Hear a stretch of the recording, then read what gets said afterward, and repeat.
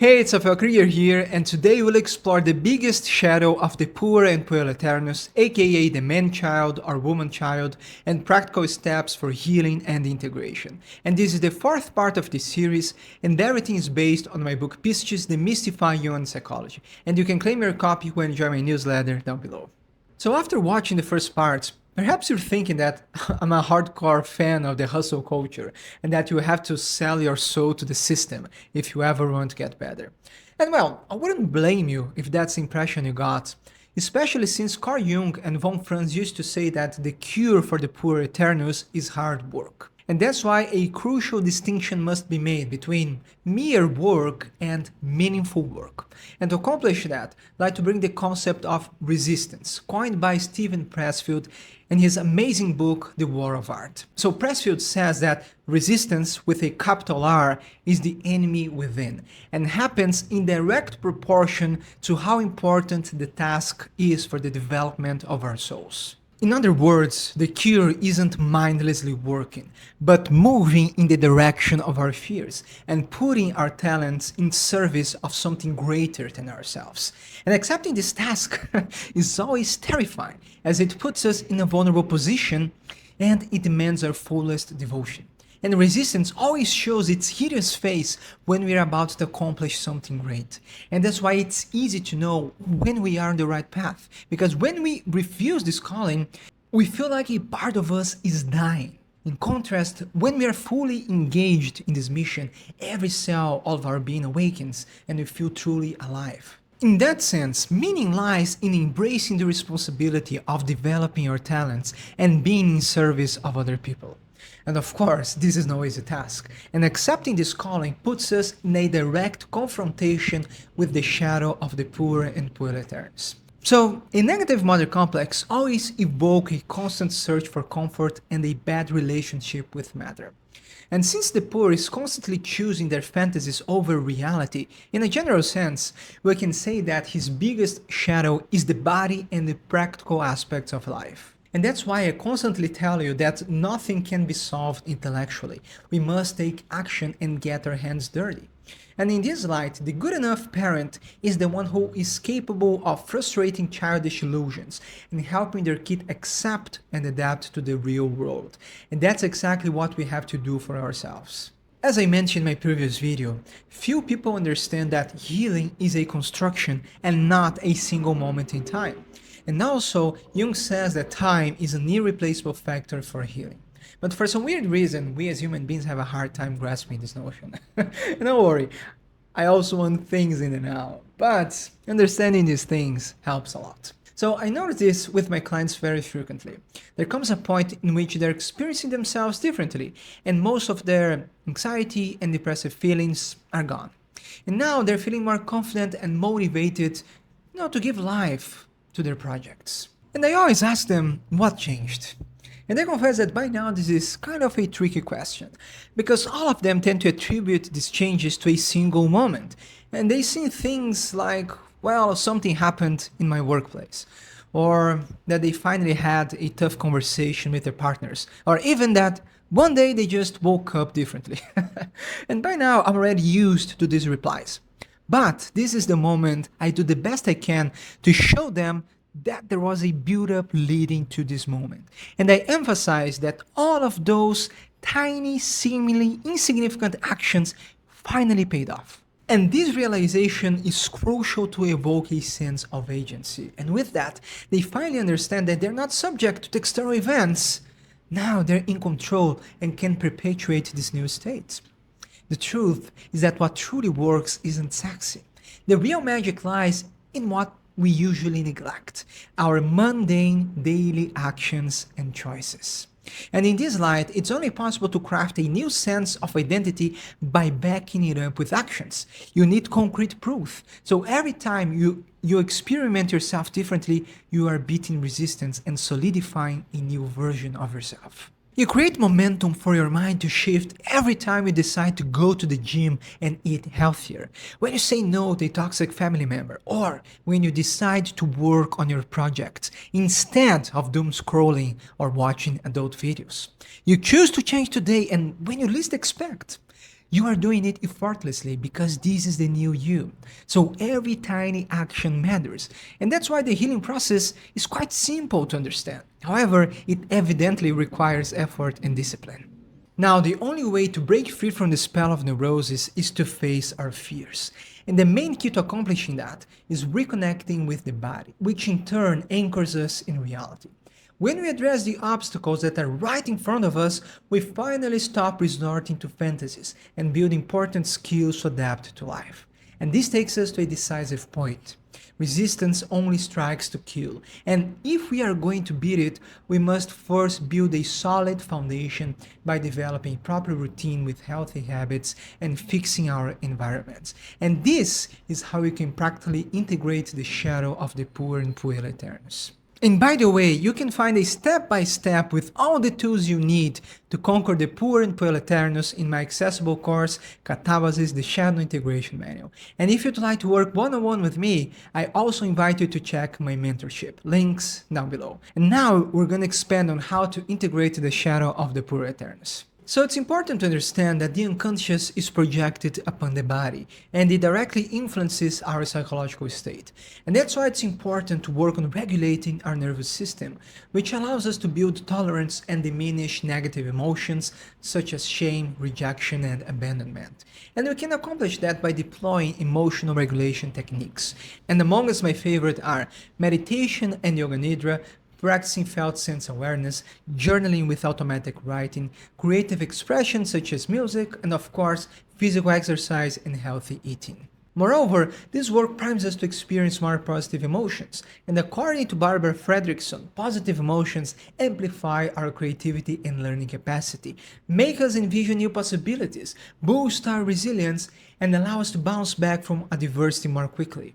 Now we feel more capable to face our fears and gain the necessary perspective to finally investigate our stories and patterns productively. And not only that, but by transforming our bodies, we are also transforming our minds and generating a new attitude. And to me, that's the real secret and where the magic happens. So allow me to illustrate my point by sharing a personal story.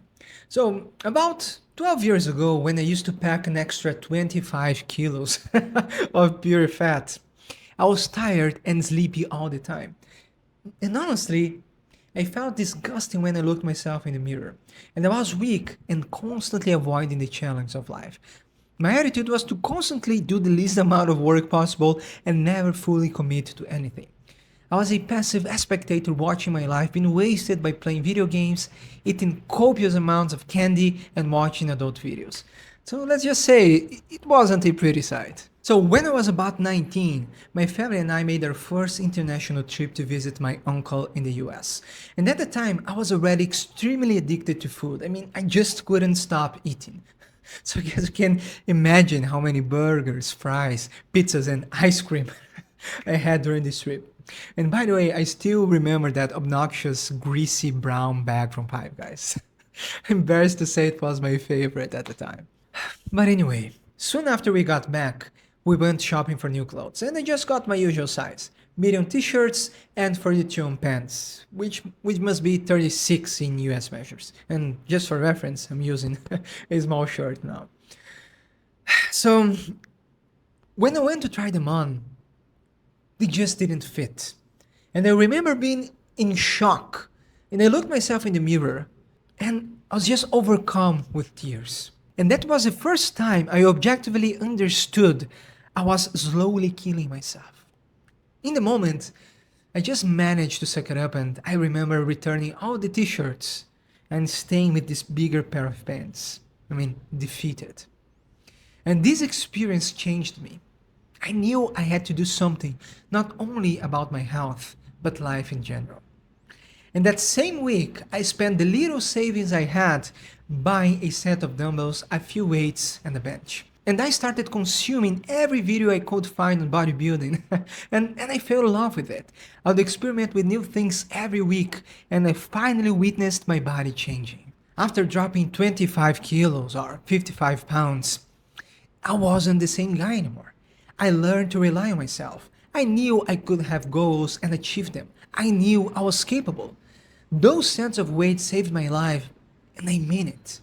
Many people preach we should accept ourselves the way we are and be completely passive about it. But I disagree entirely. Because when we truly love ourselves, we do everything we can to change and we hold ourselves to the highest standards. Not because we are punishing ourselves, but because we know we are capable of more and we want to achieve our potential. And that's why the easiest way to change our sense of identity is by focusing on creating new behaviors. And the more we accumulate concrete proof, the more we experiment our identity shifting. As a client of mine says, we have to build our bank of evidence. So every time I picked my dumbbells, I was affirming to myself that I was strong, focused, and disciplined. And after 6 months, this became my new reality because I experienced it deeply in my body. Again, people think they have to be motivated or enter the right mindset to change, but it's the other way around. You first do the thing and your mind will begin shifting accordingly. You need to experiment yourself differently so your mind can change. In this light, the body is the symbolic vehicle for learning how to mature psychologically. And by engaging in some form of physical activity, we learn how to go all in and build perseverance. We can change our relationship with pain by realizing it's a vital part of the process. There isn't progress without struggle, and nothing truly valuable just falls on our laps. We must conquer it. Now, the poor has the tendency to compensate for his lack of action and results by indulging in megalomaniac fantasies. But by working on fully being in our bodies, we can learn to be present and focused. Also, the poor learns to address what's right in front of him and slowly builds on it. And this commitment finally allows him to overcome the provisional life and develop long-term thinking. And once I heard that the attitude you have about one thing is how you tend to do everything. In other words, if you are lazy and permissive when it comes to taking care of yourself and your body, this bleeds into your work and relationships. So in that sense, I learned that self-esteem is acquired by first honoring the agreements we make with ourselves, and second, by giving life to our repressed qualities and desires. And we already addressed this last part in my videos on the shadow integration process, and I'll link it over here and also down below. So I'll focus on the second part now. And one of the easiest ways to see this process is in our relationship with food. And that's why I encourage all of my clients to track their calories. Because this forces us to be more mindful, make better decisions, confront our urges, and place boundaries on ourselves. The paradox is that the more discipline we have, the more freedom we experience. And paraphrasing Kant, you're only free when you choose to do what you don't want to do. Moreover, the more we are tuned to our bodies, the less we experience compulsions and finally create a healthy relationship with pleasure. The boundaries we must place in our relationships always start with ourselves. We shouldn't expect the respect of others if we don't respect ourselves first. So the more we honor these commitments, the greater our self-esteem. And in a deeper sense, the body symbolizes eros and our commitment to fully engaging with life. Being in our bodies involves accepting our human limitations. It humbles us, and we are brought down to earth. Moreover, saying yes to life ceases the longing for the eternal mother and self-destructing behaviors. And now we are finally tuned to the intelligence of our primal instinctual forces. The psychological obstacles we must overcome always appear in our mundane activities, such as choosing what to eat, not procrastinating on our tasks, or going to the gym. And by addressing them, we are directly shifting our minds and integrating our shadows. So in conclusion, to beat resistance and create an audacious life, we must stop the bleeding first by reconnecting with our bodies and focusing on the practical aspects of life. And realistically, it takes 6 to 12 months to build a strong foundation. But don't get discouraged and just skip this first part. Because if you do this right, these are skills that will last you for a lifetime. And once we've built this solid foundation, we are naturally more motivated and our authentic interests and desires come to the surface. And this takes us to the final step. I will cover it in the next video.